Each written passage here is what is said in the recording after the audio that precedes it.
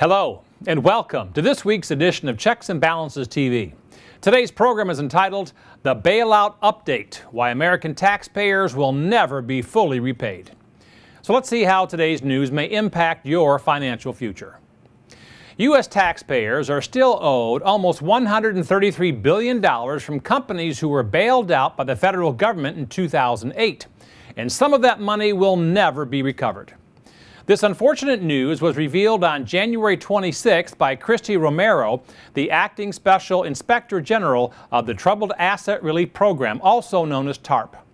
The severe stock market volatility and an unstable economy has prevented the Treasury Department from recouping the loans it made to more than 400 companies which were bailed out as part of the Emergency Economic Stabilization Act of 2008. Those companies include major corporations such as insurance giant AIG and General Motors, who together owe more than half of the $133 billion bailout balance still owed to the federal government. Okay, so what's really going on here? Let's check the facts using our checks and balances process. TARP was established through the Emergency Economic Stabilization Act of 2008, which was signed into law by President George W. Bush on October 3rd of that year. The program was created to address the critical subprime mortgage crisis. It originally authorized $700 billion to be used to purchase troubled assets and equity from struggling U.S. companies in the financial sector. This bailout money was earmarked as a strategy to strengthen the U.S. economy and encourage companies to start lending to consumers again.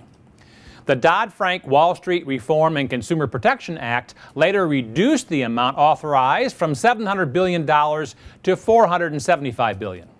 Revised estimates now show that $428 billion will be dispersed to a total of 458 different companies. AIG received more TARP funds than any other institution at $68 billion. It also currently owes the most at $50 billion. In addition, TARP gave $80 billion to bail out the automotive industry, with General Motors and Chrysler receiving the bulk of these funds. GM reportedly still owes $25 billion to the U.S. Treasury, though. In December 2011, there was a report by the Congressional Budget Office which said that it expects the U.S. Treasury to only recoup about $124 billion of the balance still owed to them from the companies who were bailed out. The remaining $133 billion will be written off as a loss.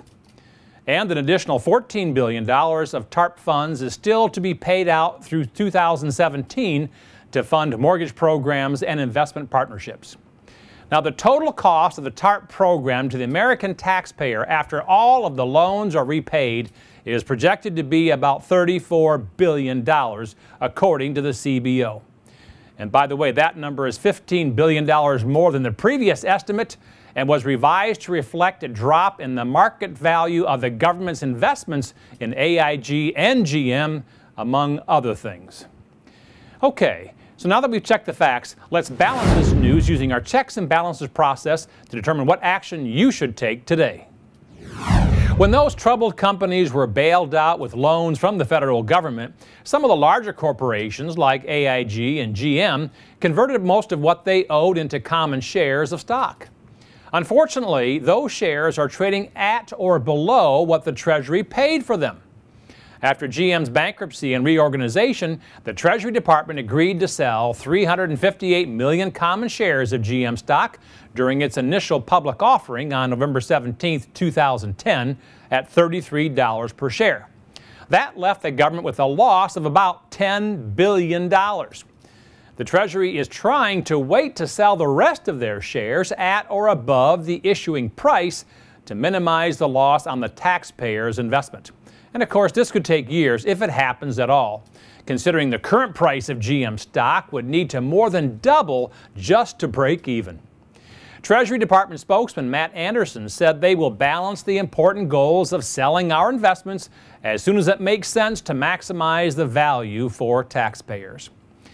Another very important issue has arisen, though, involving how the money from the bailouts was actually used. The money given to financial institutions was intended to promote economic growth through loans to American businesses and consumers. However, Instead of increasing their lending practices, many banks have simply been approving riskier loans and shifted investment portfolios toward riskier securities in an effort to try to recoup some of their losses. This information was uncovered in a University of Michigan study titled "Safer Ratios, Riskier Portfolios: Banks' Response to Government Aid." The study was first posted on September 12, 2011, and then revised last month. It concluded that bailed-out banks appear safer according to capitalization ratios, but show a significant increase in measures of volatility and default risk. Unfortunately, there were few guidelines from the federal government on how to use these bailout funds, so it appears that banks essentially took even more risks, knowing the government was backing and protecting them. Okay, so what's the bottom line here? During the peak of the financial crisis, the federal government's solution to failing institutions was to put American taxpayers on the line when it bailed out these struggling companies. Since then, there's been a lot of controversy as to whether or not TARP was a success. First, many damaging reports surfaced, such as how and why many of these bailed out companies paid their top executives big bonuses, and others bought up their smaller competitors with their bailout dollars. And now the Senate Congressional Oversight Panel, which was created to oversee the TARP loans, has had trouble tracking the money down and measuring the bailout's effectiveness. These bailed out companies still owe almost a third of what was lent to them. And now we're learning that some of that money will never be repaid. And we still can't tell if this bailout even worked. TARP was really a gamble the government was willing to take without considering American taxpayers and how they would be the ones who ultimately end up paying the price. And now for Matt's weekly financial tip, tool, or technique. Companies such as GM and AIG issued the U.S. Treasury common stock in the amount of their TARP bailout liabilities. Now the federal government must hold on to these shares until the stock prices of these companies goes up to at least the amount the Treasury paid for them. But who knows how long that's going to take, right? If you currently own stock and are concerned that you may not get back the original principal you invested, this week's financial tip, tool, or technique is for you. Here are 3 potential warning signs to help you decide if you should cut your losses before it's too late. Number 1 is bad company news. If you read a report that says the company you own stock in is falling short of earnings estimates, is reporting layoffs or downsizing, or has an unexpected change in senior management, it might be time to consider selling all or a portion of this stock. While it's important not to overreact to a single event, a combination of bad news can certainly make a big impact, which can affect stock prices for many, many years. Number 2 is industry changes.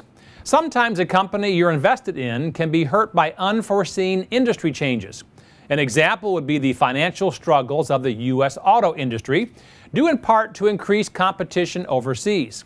Stockholders were crushed to find out that some American automakers they were invested in nearly went bankrupt and needed government bailouts just to survive.